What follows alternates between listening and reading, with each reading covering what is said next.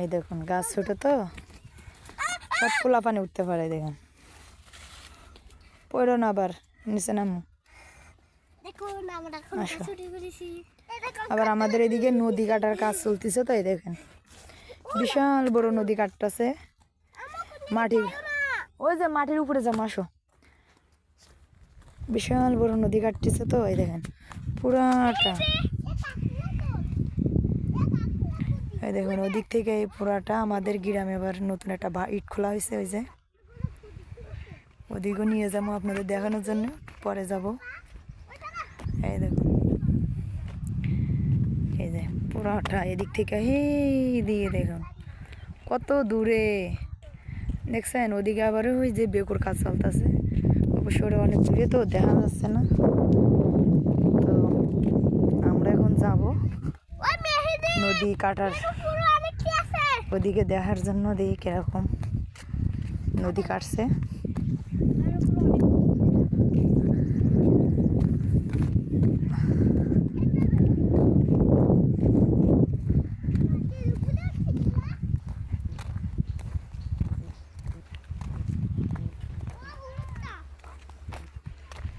ওই দেখেন আমরা বাসার থেকে এদিকে আইছি ভিতরে, এই দেখুন, আর ওদিকে ওই যে গোলঝাড়টা দেখালাম ওটা ওই, এগুলো সুন্দরবনেই হয় বেশি।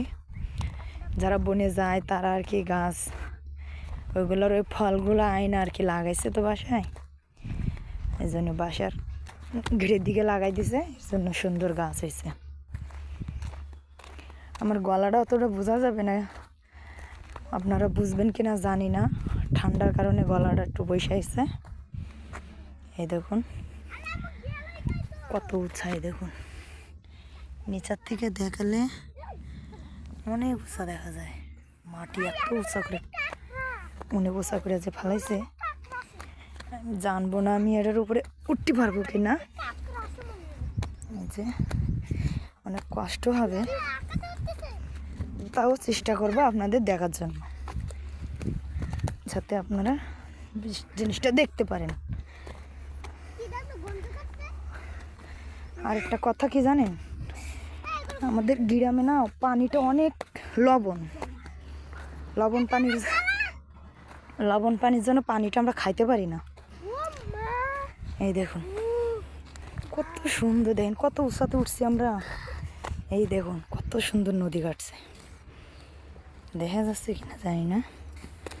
হ্যাঁ দেখেন এই পুরাটা,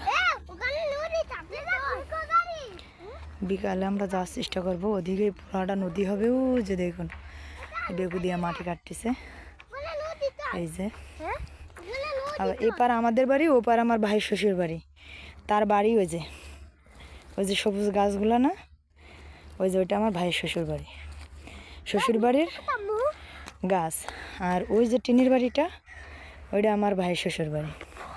তা ওদিকে আমরা জাস্ট বিকালে যাব ঘুরতে। আর এই নদীর মাঝখান দিয়ে যে দেখুন রাস্তা করে দিছে, ওই সোজা রাস্তা, এখন আর নৌকা নাই, আগে নৌকা ছিল। তো আমরা ওই দিকটা বিকালে যাব, ভালোই লাগবে আশা করি।